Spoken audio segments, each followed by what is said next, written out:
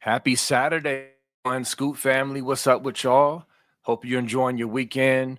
I don't know what y'all doing. Hope you're having fun or hope you're resting, doing something productive, whatever. Either way, I hope y'all kicking it and enjoying yourselves. Great to be here today in this middle of the off season. With the off season comes rumors. You can't have an off season without rumors. So we're going to touch on it and talk about it. But we got to do our countdown.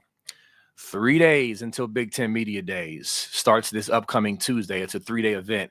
I thought it used to be a 2-day event, and I do think they changed it to 3. I mean, we got it like 1,000 teams now, so that makes sense. 12 days until fall camp starts, y'all. Remember, first 3 days open to the public. I believe tickets are going for like $30 or something like that. So might be interesting for you locals to go head out and see Jeremiah Smith catch a bomb from saying. Also, we got 42 Bobby Carpenter days until kickoff versus Texas. I cannot wait. We're almost under a month. Once it gets under a month, it's boom, boom, boom. It's go time. So anyway, also, as always, our super chats go to our Pay It Forward program for our military and our first responders. We take care of them the way we can because they take care of all of us, and we appreciate them and we're thankful for them. So please remember that. All right, let's bring in the good brother, Nevadabuck. How you doing this good Saturday, sir? Well, I'm doing good now. You and I have not had a chance to talk since the Yeah. the text reveal of the proposed Michigan penalties that I sent you at the last time was so. I mean, come on, how good was that? I mean, it was really good. Here's the thing, and you emphasize this, Nevada. It wasn't what I saw wasn't some surprise. Like you said, that's the tricky part about it is it wasn't it was on brand of what we've been saying, but it was still great to see the specifics and also coming from where it was coming from, just to kind of add on to what we already have. And so, but it wasn't, how can I put it? It wasn't just the proposed part. It was kind of the nuggets in between all of that of like what they're doing behind the scenes and what they're expecting and preparing for. All of that was just delicious. And so it was amazing, man. It was absolutely amazing. I didn't even know you text me on air. And I'm just like, I just got this juicy nugget sitting on my phone and I'm up here yapping away. So yeah, that was great, man. Great. Now, first of all, how's my sound right now? Is my sound okay with you right now? Yeah, you sound good. You sound good to Okay, me. good. Okay, good. Yeah, no, it was again. Shout out to Premier Drum. Premier Drum had posted Yeah. some stuff. Great insider at 11 Warriors had put up a post, but he had taken the time in real time to send us a copy talking about some of the proposed Michigan penalties that he's hearing, in line with the stuff that we're hearing. Really excited about the process, but that's not what we're here to talk about. We're here to talk about some crazy rumors, some Ryan Day, Ross Bjork feuding rumors. Mm-hmm. And now, for the people that haven't been following, could you just lay out for them kind of what the rumors have been and how this is all kind of, what this kind of stemmed from? And I don't know if you can pull up the the Twitter posts or whatever it is and stuff. But some stuff started coming out, circulating on Twitter about some bad blood between Ross Bjork and Ryan Day, and it kind of took on a life of its own. And I didn't know if you could just lay that background out for him, Beef. Yeah, so I don't have the Twitter up, but I do have it on my phone. I can basically update them from my phone, which is just as good. They don't want me to see it on the screen. And maybe I'll pull it up in a moment. But here's the background. So basically, there's a rumor that there's beef. There's beef. And I almost did a thumbnail with like a Mortal Kombat photo shot with Bjork's head and Ryan Day's head. But I'm like, I'm not going to be overly dramatic. But this is what's circulating on Twitter. It says, I have information from people considered good OSU beat guys that I mentioned before that started on a message board and other places that say Ross Bjork and not Ryan Day, who is limiting OSU spending in this recruiting cycle. And they have also stated that Day and the coaching staff aren't going to agree to go out and recruit with one hand tied behind their back for a long time. I'm not making this up out of thin air. It's been reported. If Ryan Day isn't on board with being this conservative, then I'm not going to be either, because a previous failed AD says no when no other AD is. concluding, it says, once again, if he is completely right in half of these guys, we've been recruiting decommit from other schools because their NIL offers are rejected by the clearinghouse and is actually able to be enforced. And great, I will say I was wrong and give Bjork credit. So basically, guys, the rumors, this is like one of the little things going around. They're trying to pit Ryan Day and Ross Bjork as if Ryan Day and the coaching staff is just like, hey, we're ready to go get it and spend money and get all these 5 stars and dump the money on them. And Ross Bjork is just like standing in front of the bank, the bank vault, like, no, don't do it. And he's ruining everything. And we're missing these recruits and they're beefing and Ryan Day is salty and it's a beef. That's pretty much what the drama is on social media. So that's what we're going to address today in Nevada. Take it away, sir. Yeah, I mean, look, this is all. I'm going to kind of bury the lead. This is all much ado about nothing. This is kind of like you said. This is the silly season. You get these crazy rumors, but I wanted to take the chance to kind of break down Ohio State's approach, Ross Bjork's approach, Ryan Day's approach, and how they're spending their money right now. What think of it as you've got 4 silos to potentially spend money for Ohio State football. Okay. The first silo would be coaching silo, which would include coaches, assistant coaches, analysts, other people, coaching staff. And so let's just take that one first of all. So the coaching silo, no one is spending more on coaching than Ohio State. You know what I'm saying? They've got the highest paid coordinators, assistant coaches, assistants to the assistants, multiple offensive line coaches. I mean, they are not scrimping on coaching. Okay, they'll take a backseat to no one in terms of their coaching and administrative budget. Now that's a something because that has to be paid. You're paying for stuff. That's something you got to pay for. Then you've got the 3 silos of player acquisition, which I'll break down because they're very different. One is high school kids, and that's kind of traditional recruiting as we're kind of going through that process right now with the recruiting classes. Second is the transfer portal, which is another very important way of player acquisition, a different way than the first one, but equally important. And the third one is roster retention, keeping players on your own roster, keeping them away from other schools, keeping them, kids in school for an extra year if you so desire, etc. So those are the 4 silos that Ohio State has, but you can't max spend on all 4. There's not an unlimited amount of money that you got to go. It's like you're doing your budget at home, B. When you're doing your budget at home, you're like, okay, I'm going to spend like 80% of our money on streaming services on Netflix and Apple and stuff like that, and 10% on like rent and 5% on food and like 2% on the kids and stuff like that. And that's kind of the way that you do it. You know what I'm saying? But like, you don't have 100% to spend on everything because you don't have all the money in the world. Neither does Ohio State. So what to Ohio State's the most important? Well, coaching, they've spent money. They've maxed it out. The portal, nobody's played the portal better than Ohio State. Maybe people have played the portal as well as Ohio State, but nobody's played the portal better than Ohio State. Yeah, it's a good way of saying it.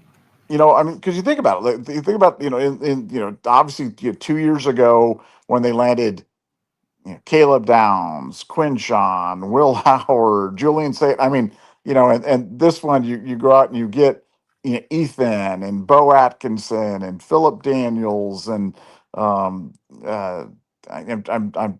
Tyler George, and you know what I'm saying, like we've really done well in the transfer portal. I have key guys, don't win the national championship without it. And then the fourth one, player retention. We're retaining our players. We've kept our guys around. We've done a really good job. Last year, keeping 14 guys that could have been in the draft on the squad. And you don't win the national championship unless you do that, but you did it. So if you think of it that way, in terms of, the 4 things, what's the area that they got to say no on some players? They've got to say no on Tyler Atkinson, or they've got to say no on Felix Ojo, or David Sanders, or whomever the kid is. It's on traditional play. It's on high school kids.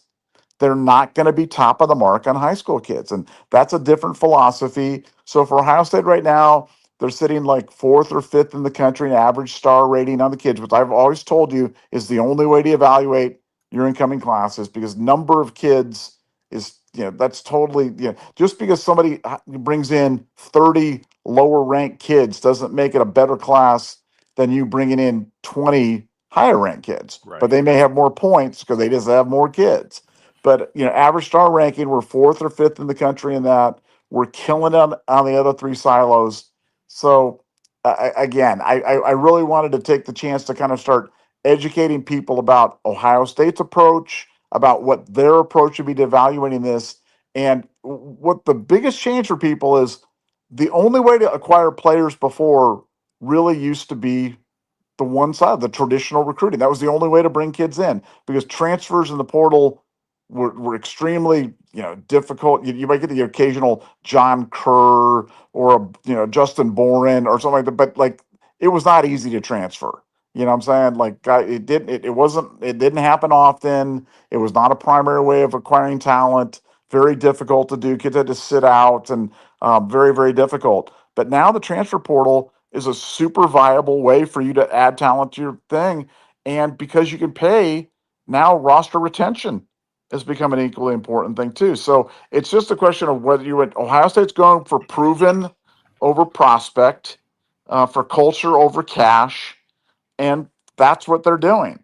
So when somebody tries to make this a story about look, Ross Bjork likes to spend money. Okay, Ross Bjork. Yeah. Yeah, if he's got anything in his path, he likes to spend money. He likes to get after it. He's not afraid to spend money on facilities, on coaches. When Texas A&M put together that dream class, that was Ross Bjork. So he's not afraid to do it. But you look, anytime you have a budget, somebody's got to be the big meanie. Somebody's got to say no. Papa B. Moses has got to come out there and go, no, we can't take 19 vacations this year. We can only take 17. And like, you know what I'm saying? Like, you just, at some point, there's a line. And for Ohio State, the line is, we're not going to be able to throw the bag at every player, but don't turn that into some sort of thing, because Ted Carter, Bjork, Day are in perfect alignment right now. There is no heat, so kind of a fake story, but that's the inside story of the whole Ross Bjork, Ryan Day rumor thing. Hopefully that helped explain it. Yeah, that was very thorough. And it's funny, and I'm going to read a quote from Ross Bjork that kind of really hit home his thoughts on this. I think it's a good summary, but yeah, it's just funny. Like, people talk about Ross Bjork is blocking the money. I mean, yeah, he had the little what's the little gun that shoots the dollars? I mean, in Texas A&M, he had, spare no expense. But my thing is, as an AD coming to Ohio State, do you think it's possible, guys out there, people out there, that he learned his lesson from that situation, pros and cons, and then also learned, the lesson from, or at least took notes on how Ohio State handled NIL initially, when all these schools were just dumping cash? Some of them got popped by the NCAA. Some of them just didn't work out because they couldn't pay kids. They made promises they couldn't keep. All of these are data points of learning. And so, remember, I said this a couple weeks ago, that we had fans freaking out when NIL first dropped and we were losing. We lost a couple of recruits. It wasn't like a crazy amount, but we lost, like a Dylan Stewart and the kid, Justin Scott from Chicago, the big D lineman, all went after the bag, okay, to lesser schools for the bag. Oh my God, you would have thought the program was just crumbling. We ended up okay, right? So again, data points and lessons you learn on how to move in this new world. And I'm gonna quickly read this quote from Bjork to kind of hit this home. This is what his thinking is. He said, this is his interview with Dom Tiberi. He said, you're hearing all of these wild stories. People are they truly following the rules? Everybody put their hand up and said, give us rules, because we want to be governed. We want enforcement. And the fact that we got a late start with the College Sports Commission and the settlement happened later, it's bumpy now. And so the biggest word right now is patience. And to me, you don't want to rush out and make bad decisions that can impact you later on. So I think patience is the key, with also understanding that we can be aggressive. We have revenue share dollars, we have third party NIL engagement opportunities that most don't have, because we sit here in this great city. And then conclude, he said, we also have to understand this is a new world and everybody is adapting, and we're going to be on the right side of the equation. That sounds like wisdom to me. Now, could he be wrong? Sure. We're all going to find out. But this notion that Bjork is just being, like you said, this big meanie and just, just not getting with the program. Nah, this dude it has wisdom with this whole situation. And he has examples to point to say, hey, nah, this is how we're going to move. I know they're out there doing this, but this is how we're going to move based on the information, the facts, the knowledge, the wisdom we have available to us right now. And I don't know, I just they've earned my trust. Me and Nevada have said this already several times. I'm not sitting here acting like, oh, Ryan Day and Bjork and Ted Carter can do no wrong. There's no way they can be wrong. No, we're going off of the recent track record of this new world and how we've moved. And it's been pretty darn good. So I'm going to continue to trust that. That's kind of where I'm coming from, Nevada. What you got to say about that? Well, no, I think it's a great point. And, I've said many times about I always reserve the right to change my mind, and learning from your mistakes is the mark of smart people. People that are intelligent, take information from things. They don't stay dogmatic. They don't stay locked into a position. And, I think Ross Bjork, I think he got his nose bloodied with that amazing class that turned out to all go for naught.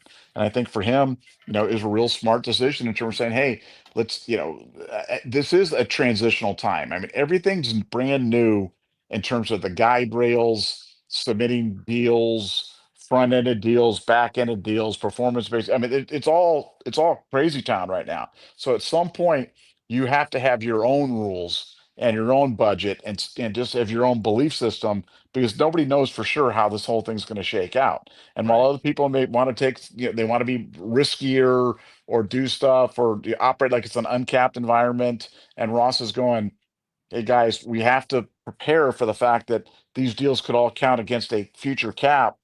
And then we're going to find ourselves short. And do we really want to be there? So maybe you forego some current consumption, for stuff down the road. Again, that's the mark of intelligent people. That's the mark of maturity. That's the mark of having a grizzled veteran, somebody who's been in the worlds before and doing that. So I understand how for some beat writers or for some, I mean, look, it could be. Do I think coaches are ever happy, or do I think Mark Pantoni is ever happy about losing a player? No, of course not, because he's evaluated solely by that one silo of high school player acquisition. He's not really put on I mean, while he'll evaluate transfer guys, that's really falling on the position coaches. He's not on roster retention, and he's a part of the coaching staff thing. But that's obviously not where he's evaluated on how well do they do in terms of acquiring players. So I could see where they could get frustrated if they can't go out and um, spend like others, some other schools do. When you have a kid flip from your school to North Carolina, or you have whatever the case may be, I can imagine that would be frustrating. But in regard to flips, Joe Drame did a great job breaking down on our site. Did a very intensive article. We have a lot of just great pieces on BuckeyeScoop.com, but he did one breaking down every flip since 2000, I think 18 or 19 or whatever it was, and how the story turned out for him. And I don't know if you read that article, B, but there wasn't a lot of like 95% of those kids went on to do absolutely nothing. So, it may seem like when somebody leaves, like all hope is lost and, it's despair time and everything like that. But, the reality was very few of those kids went on to do anything. And, for Ohio State, I think that's got to provide them with a level of comfort. And it goes back to that old adage I say, it's not the guys you miss on that kill you. It's the guys that you get, that you allocate your monies to, that can't play, that kill you. So, I don't worry one bit about Jacob Weatherspoon or whomever going to a whatever school or whatever. I wish him well. we'll be fine with what we have. And that's really, that's been a very effective strategy for nobody's been more effective than Ohio State. Nobody's been more blessed to be a fan of Ohio State than we are, because we just, we haven't gone down, and we're not going down anytime soon. So yeah, I think people are just looking for some things to worry about. For you always want to have a finger to point out when you're not getting every single recruit, or when things going. But we're in a crazy time right now. I mean, this is a crazy time. Um, but I really do feel I'm very optimistic about the prospects of real guide rails, real legislation that provides, a real framework for these teams to operate. And what I get frustrated though is when people are thinking, they'll come up with 9 reasons why something's not going to work. They'll be like, well, you could do this and you could do that. And I'm like, guys, look, you could play this game of incentives to cheat. Will they cheat? But I am firmly of the opinion that it was a lot easier to cheat when the choices were players can get nothing. Okay. And so you went to them with a $10,000 bag or a $20,000 bag or something like that, and you could really move the dial. But now, because there's $20 million in revenue share and third party NIL opportunities, all these players are getting paid. So if you're going to move the dial with cheating, you're going to have to be talking about cheating with millions of dollars. And let me tell you, it's not easy to do that. I think people watch too many TV shows and are like, "Oh, we just go down the bank and get 500,000 and put it in a suitcase and carry that." Yeah, you go to your bank. I don't care how much money you have. Ask them to give you more than $10,000 in currency, and watch the paperwork that you got to fill out. I mean, it's a pain in the rear to do that. So I really think that I'm not saying that the SEC bagmen are dead, but I am saying with 100% certainty that it is way more difficult to move large sums of money, and it's going to take large sums of money to really influence players, because they can get something now. They don't all have to starve. And the idea that a $500 handshake isn't going to move the dial for any kid anymore. And I think that's going to really reduce the effectiveness of the bagman.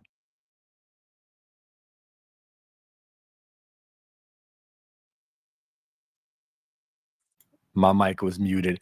I was saying people think we have a happy from Blue Chips just sitting in the whack, just ready to go, just drop tractors off and suitcases of cash and everything else. But yeah, it definitely doesn't work like that. Side note, you brought up cash. It's funny. I don't know if everyone knows this, but I used to be a banker for 6 years. I was a banker for a bank locally here in Columbus. And so, yeah, there's something called CTRs. If you exceed 10,000 in cash withdrawal, you got to fill out reports. It's all types of auditing. It doesn't. And shoot, most banks don't have all that cash on hand. I mean, it's not that easy. I just wanted to confirm that, going back to my banking days. But I did want to bring something to me that's kind of related to this whole situation, because I think a part of the freaking out or the narrative drive of this beef and this conflict comes from angst about, hey, our recruiting sucks, our recruiting is failing, our DNs are we can't get any great DNs. And so I wanted to bring up a recent interview, and I'm going to share my screen just to show the player, because I don't want to assume everybody just knows our recruits. I mean, and the guys who we have on the roster.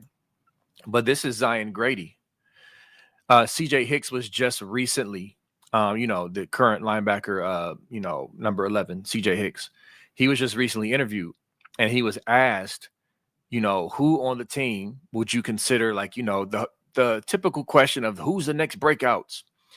And he said Zion Grady and Epi Stanelli. I'm going to pull him up too. He said are dogs, absolute dogs. He called them future first rounders. This is what CJ Hicks said. Okay. So I'm bringing this out for a reason, because, Zion Grady, people who are recruiting heads, we appreciated the pickup. We knew this guy was like, hey, he's nice. He could be really good. Epi was like a last minute 11th hour.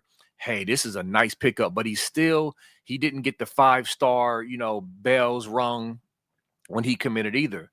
So you got two guys like this who we didn't have to, drop 5 mil on their porches to get them to come here. They're culture guys. There's, they understand the program, Ohio State. They understand like, hey, they got great faith, all of that. They're culture guys, and these guys are already moving the meter with players who have been there for 3 or 4 years, like C.J. Hicks. So I wanted to bring that up, Nevada, with Zion Grady and Epi K, and I'm gonna show y'all Epi K's profile in a second. But that's great to hear. And again, we got guys on this roster who are just ready to step up, and we just write them off by default. We write them off when we wring our hands and act like we don't have any guys here beyond our starting four that can play. Well, they were brought here for a reason. And I'm not going to write them off. I'm not going to write Jason Moore off. I'm not going to write Tywone Malone off yet. You know what I mean? Like, let's wait and see. What you got on that, Nevada, Zion Grady and Epi K? Well, again, been hearing, those were two of helping technicians guys as well. And he had a long list, about 9 guys. And yeah, the one thing that I've learned from having done this for so long is you never know who to start. If you go back and you look at any recruiting class, incoming recruiting class, and you go, okay, who were the players that people were most excited about, and then who turned out to be the most effective player in the class? It rarely foots to that thing. I mean, every now and then, it does. Maurice Claret, obviously, great player. I mean, amazing player. J.J. Smith, great player. But there's always guys that come out of nowhere. There's always guys that disappoint. There's always 5 stars that are hobbled by injury, academics, whatever it might be, that why they can't be as quite as effective as they were in high school. And lower guys outperform themselves all the time, or guys that the fan base doesn't think. I mean, look, we could use the example of Carson Hinsman, who here, a year ago, Carson Hinsman was like the forgotten guy. He was the guy that was benched for the Cotton Bowl. He wasn't even in any of the discussion to start. He wasn't even in when guys got hurt. He didn't even come off the bench when the guys got hurt. And now he's a guy that's like the stalwart for the line, one of the team leaders, maybe one of the lead options to leave with a Remington before he leaves, and probably a tree in the Grove. So you never know. Epi is I know Epi because I've seen him on the West Coast. Tremendous player, tremendous player. I mean, we're talking about Kari Wilder from this class. They just he was a 4-star, 3-star, whatever he was, and then he goes to one camp, balls out. Now he's a 5-star. Now everybody's excited about him, but I'm like, well, he's the same player that he was before. You know what I'm saying? So, it doesn't, don't let the recruiting rankings, fool you. Don't let them either discourage you or get overly high. Just know that Ohio State's always doing sufficiently well in terms of getting there. And we talked about this many times, but Ohio State is undergoing a defensive scheme change right now, where they are rolling up and using more stand-up linebackers as defensive ends than they've ever done before. Yeah. And so guys like CJ Hicks, guys like Arvell Reese, guys like Sonny Styles are going to roll it up, and they're going to be providing the heat. It's not going to be coming just traditionally from the 4-down linemen, that we would like, the JT Tuimoloaus, the Chase Youngs, the Nick Bosa's, the Joey Bosa. It's going to start coming from those stand-up linebackers, more like a pro set. So there's some changes going on structurally for Ohio State. There's changes going on in the player acquisition pool, because if you have a need, you go fill it in the portal. This year we had a need. We needed a defensive end, and I'm telling you, as good as Bo Atkinson, I'm telling you, Bo Atkinson's going to be better than people think. I mean, he's really good. I mean, he's really good. His numbers are crazy. I think his production was better than Jack and JT's combined as sophomores. And this guy's going to be a really good player for Ohio State. And I'm not saying he came in unheralded, but he certainly was a guy that, coming out of high school, wasn't a big recruit, wasn't a big 5-star acquisition for UNC. Not a guy that was even on Ohio State's radar at any point in time in previous recruiting cycles. So you just never know where players are going to come from Ohio State. But just know that Ohio State's always going to be prioritizing the performance over being a prospect. And that's a core belief, and it's a foundational belief. It's the way that they're going to be allocating their money. It's the way that they're going to be allocating all of their resources, is to retaining the roster, guys in the portal, and can't, in what their opinions are, can't miss. If a guy's a reach, they're not going to pay Felix Ojo $5 million for Felix Ojo, a 250-pound offensive tackle. That makes no sense to me at all. Yeah. Give me Sam Greer all day long. And All day. Sam Greer's fine. He didn't get the bag. Sam Greer's a bad man, and I'll go to war with Sam Greer all day long, and they can have Felix Ojo. And I'm not dissing on Felix Ojo. I'm just saying, if David Sanders wants too much money, if Felix Ojo wants too much money, if Samson Okaloa wants too much money, let him go somewhere else. Go get the bag. If I'm recruiting, if you and I went on the road right now, we're like, okay, hey, you guys go out and be recruiting guys for Ohio State. We're recruiting, we're accountable coach number 11 and 12. And you and I hit the road, and I'm out there talking to kids. And the first thing out of a kid or his parents' thing is about money. That's not where I'm spending my time. Yeah, peace out. Yeah, I'm sure you're a great player. I'm not sure it's the right fit for you. That's just my opinion. And Ryan Day shares that opinion. I mean, he's come out and said that in a press conference. He said it to the entire world. He announced it. So, I mean, listen, here's my thing for fans who are worried or concerned that, we're going the wrong direction.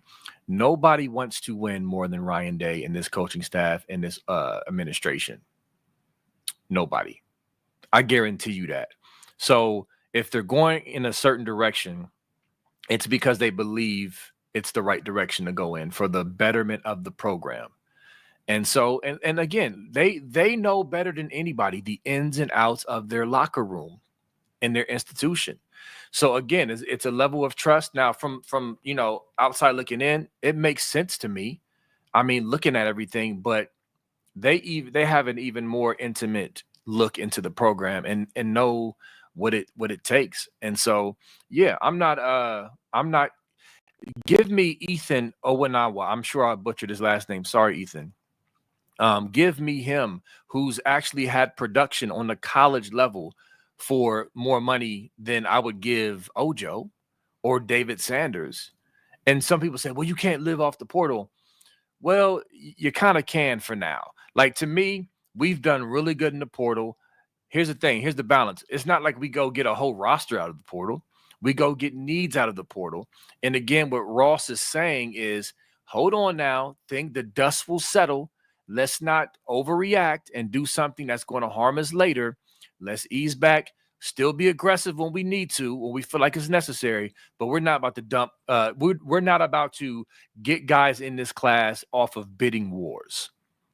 That's what he's saying, and essentially, and I think it's going to yield fruit. And as Nevada has said over and over again, people don't think about the locker room. They just think about their 5-star recruits. So we can say we have the number 1 class and we beat you out. All that stuff is fun. I get it. I'm a recruiting head. That's fun. But, I forget who was it, John Cooper, who used to say something like, people want to play with, they want to use my chips to play and not their own, or like we're playing with real life chips in our minds. And it's just like, you have to consider all the factors. And, I'm cool with it. I'm just not the person, Nevada, or the fan to just sit around and wring my hands over things like this. And that bugs some people because they just think I'm just all sunshine, and I'm not. I've been doing this. I've lived this fan life for years, and I've seen Ohio State handle things, and it's just like, I got enough information for me not to freak out. So I'm not going to freak out. I'm just not. We've been perfectly fine with every recruit we've lost, every situation we've adjusted. Nobody wants to be better at football and successful more than the Ohio State University, and they've proven that, right? So, well, no, and to your point, like I said, you're dealing. I think the quote was, Ohio State fans like to gamble, but they want to do it with your chips. That's it. Which is, but I mean, it's a great quote. I mean, Cooper was, Cooper had some great Cooperisms.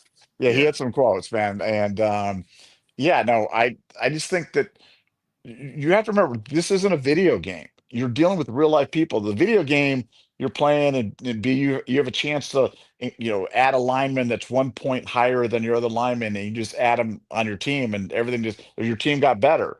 You know, but here it's not that way, man. It's like everything's got an impact on everybody else. There's nothing that you do to your team is not going to set off a domino effect of other things. And if you're paying guys, or you're bringing in guys that are at a different pay grade, or salary experience. I mean, in your own job, if you're in your own job and all of a sudden they bring somebody else in to do your same job and they're paid twice as much as you, that's not going to sit well with you. You're not going to be happy about that, and you're going to be like, no, wait a second, we do the same job, same thing, and they get paid twice as much as I do. Now all of a sudden you're unhappy. Yesterday you were happy as a clam. Today you're unhappy. Why? What changed? The other thing that changed, somebody else's reality. Well, that's the reality of dealing with a football team.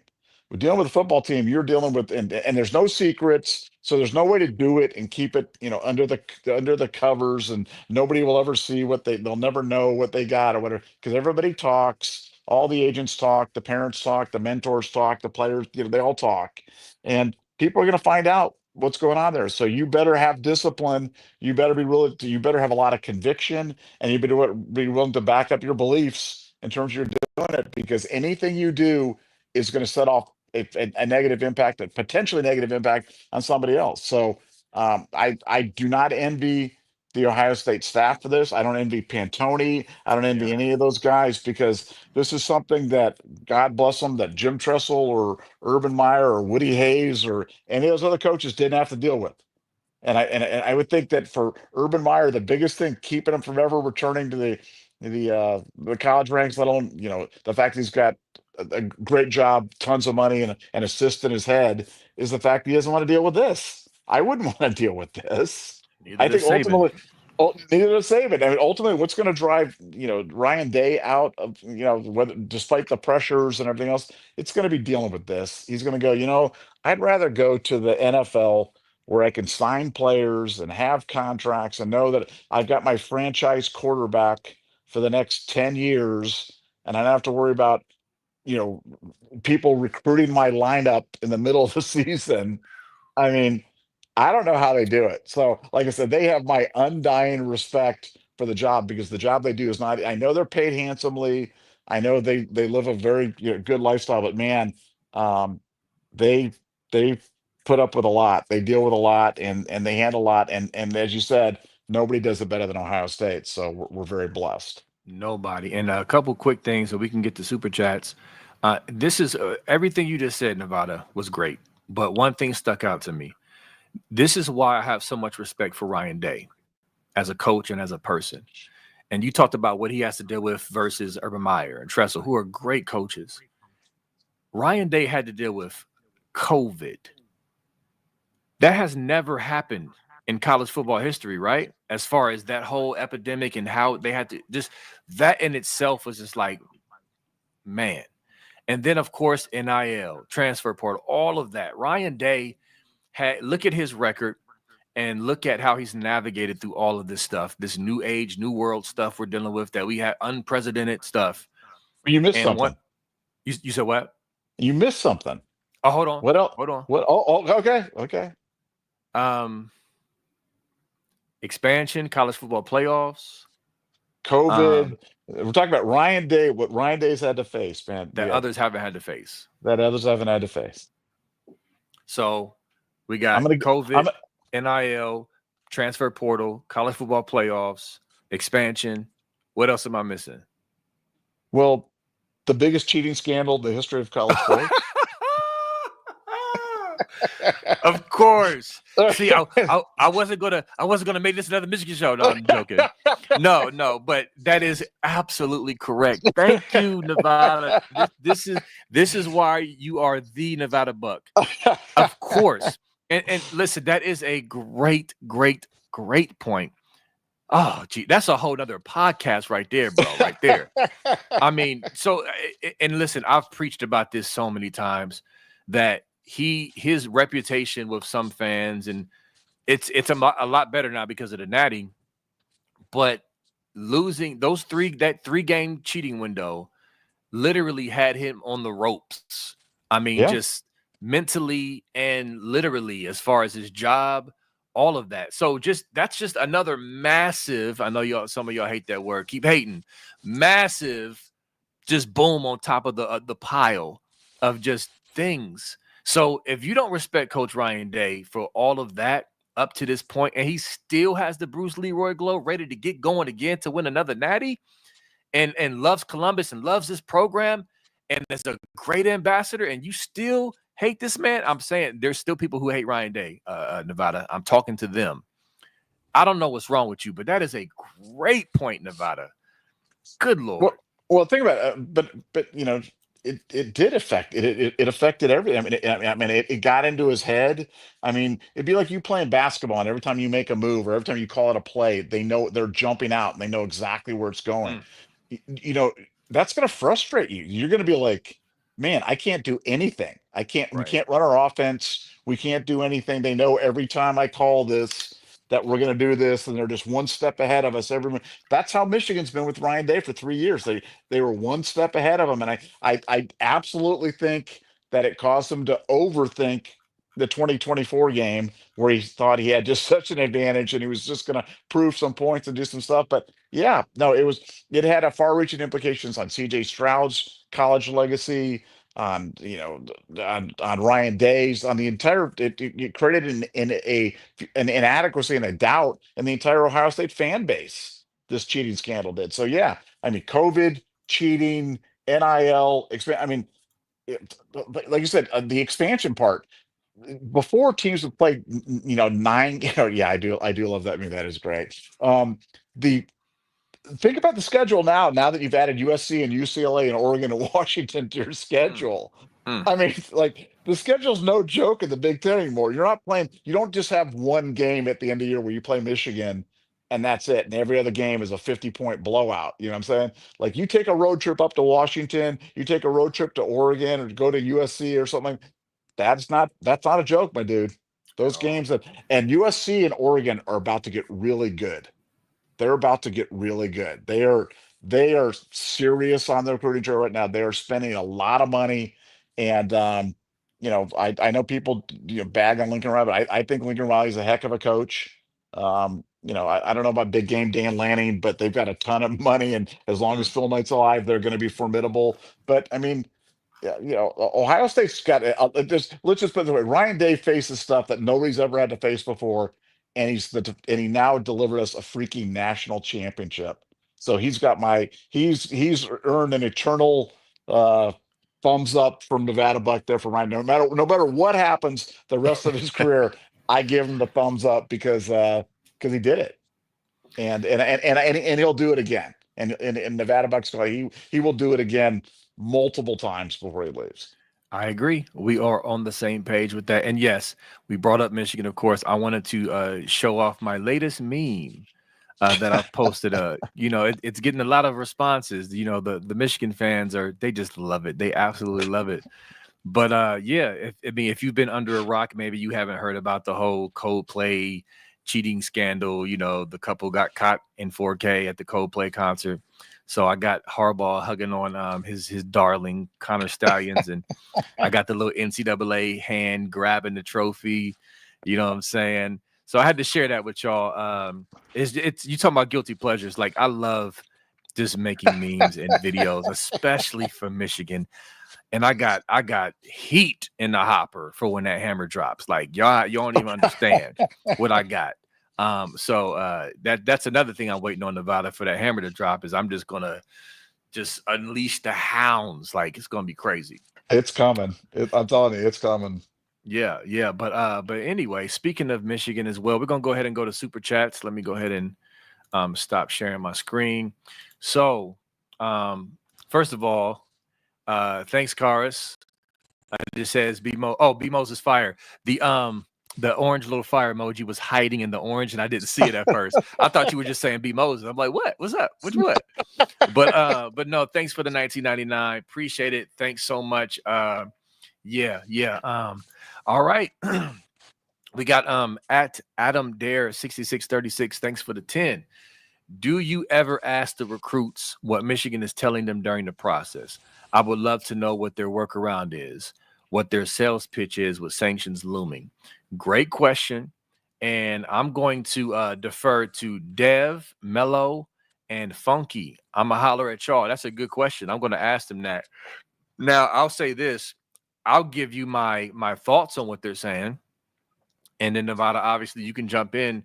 But I think they're just, reasonable doubt. Like, hey, we don't expect anything. We weren't told that anything, major was going to happen. Of course, they weren't told that because it's an investigation. It's a process and all that. So they can play dumb and just say, we don't expect anything other than, whatever. And so that's what they can do. And they can reasonably say that. And I think a lot of people, unfortunately, don't do their homework or research, beyond just talking to people who are biased on the Michigan side to really determine the danger that they're stepping into.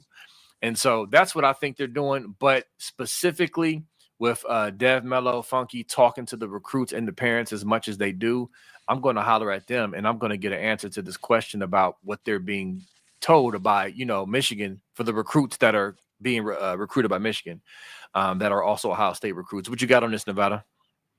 Well, no, you're exactly right. I mean, basically, you got to remember that to the average person that's not a educated fan like you guys are, being members of this podcast and part of the Scoop community, they just don't know. So they might have filed the story loosely, and what Michigan will just say, oh, Harbaugh left, and the NCAA really doesn't have much power for enforcement anymore, and they're kind of falling apart, and they're really not even an entity anymore. And yeah, we don't expect there to be anything. And if there was anything, it would probably be a fine, or Coach Moore may get a couple of games, 2 or 3 games, or whatever it is. The more advanced conversations really go to the agents, where the agents know that if something happens, the player can transfer. Yeah. The player has immediate transfer. They've got immediate portability. So I think that's how they're kind of playing it right now. And look, if we had Michigan's recruiting class right now, you guys would be burning down the site right now. We wouldn't be having the site. B. Moses would have a torch in his hand, going down to the Woody Hayes Athletic Center to burn the place down. So let's not act like Michigan is killing the world in recruiting. They're just. I think people are surprised they're doing well, because anybody that's smart and knows is they're going to get nuked to the Stone Age. Did they not realize it? Well, I think that what they realize is, I'm going to get the bag. I'm going to get a bunch of money. If I'm a development player and it takes a year or two to steal the field anyway, those postseason sanctions don't mean anything to me. The clawback of losing the Natty, losing the Big Ten titles, losing 21 through 23, that doesn't matter to them. They don't care. What I'm saying? A fine, recruiting sanctions, none of that stuff matters to them. All that matters to them is, if you're an immediate player, can I play in the postseason? Well, if you don't like, the postseason, man, you can transfer and go someplace else. So I think that's how they're kind of presenting it. But I agree with you. I think their primary approach is just playing dumb and just kind of, saying, and nobody knows what the NCAA is going to do, and whatever. But we know better. Yeah, exactly. It's really that simple. Now, again, specifics. We got some great folks, Buckeye Boys and Funky, who can maybe drill down even more. But I think that's the gist of it. And I'm really emphasizing that because Nevada, on social media and just, in the circles, people, Buckeye fans are concerned because how are they getting all these recruits? This must means the Hammer's not coming. No, that's not the case. They. First of all, why would you put anything past Michigan to be honest or, to lie? They've been lying through this whole process, or just hiding, or just not cooperating, whatever. So why would we trust them to be honest in this situation? We don't. So, yeah, they're going to do whatever they can do to the bitter end to try to get as much as they can and just hope the house of cards doesn't fall. But the house of cards is coming down. And so it's going to be all for naught. But like Nevada said, there might be a few recruits who stick and stay to keep that bag, who don't care about the postseason bans as much because, hey, I'll play when I'll play and I'll get paid. So we'll see. It's a dangerous game to play, but we'll see. And one last thing about this, I keep seeing people, and I got to touch on this, Nevada. I keep seeing people in the chat and this in general talk about that vacating wins doesn't matter. It matters to them. Okay, you have to use context, and you got to use case by case. And with Michigan, nothing matters to them more than those games. Those that fratty, that fraudulent natty, the Big Ten titles, the getting to 1,000 wins first.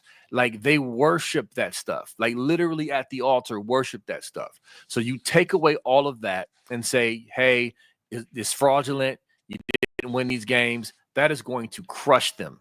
Crush them. It's the number one thing I'm telling you that they want to keep. And so just reconsider what y'all saying in the chat about, oh, it doesn't matter. No, it does matter to them, especially. The good thing is we strongly believe they're going to get both anyway. They're going to get forward facing and they're going to get the vacated. So it really doesn't matter. But I just wanted to preach on that for a second, Nevada.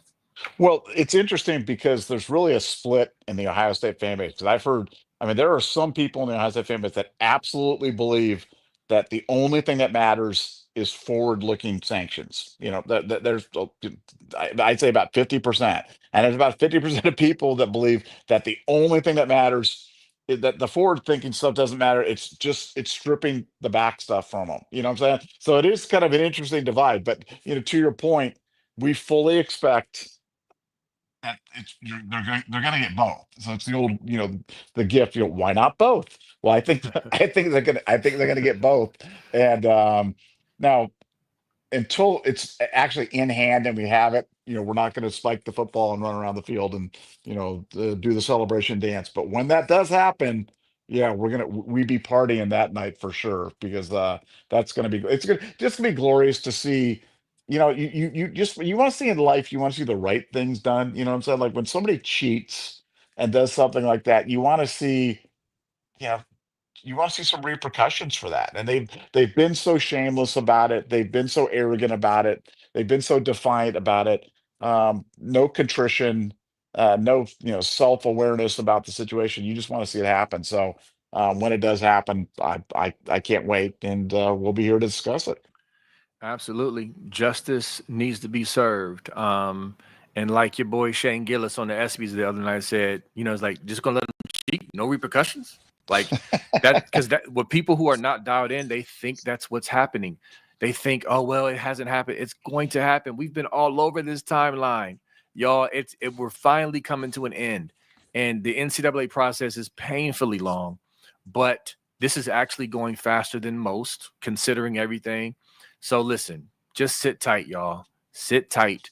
It's coming. 30 to 90 days from June 6th and 7th is what the president said. So we're right in that window. It can literally drop any day now. I know we say that every show, but every show there's somebody who doesn't know. So I'm trying to inform as many as possible because I know y'all got questions. But anyway, any last words, any last thing before we close out here, Nevada? No, just appreciate you guys being here so much, and appreciate you guys saying it. Like I said, and if you like the podcast, consider subscribing at BuckeyeScoop.com, because this is where we are the other 23 hours a day, and we have a lot of fun, and would love you to become part of it. So appreciate it very much. Absolutely. And I'm gonna go finish reading that thread by Joe Drain, because I started reading it, but I didn't get to finish it. But yeah, it's a great post. Too many words for you, like too many words. Didn't read. You know what? No, honestly, I'll be honest with you. As we close, I know I sound like a preacher on his fifth close, but I get distracted. Like, I get a message, my phone will go off, or my son will say, "Daddy, can you grab this for me?" or whatever, and I just got pulled away. But I got to get back to it because that's some heat. It's a great post. So I agree. So anyway, but all right, y'all. Talk to y'all tomorrow. Y'all have a great day and go Bucks.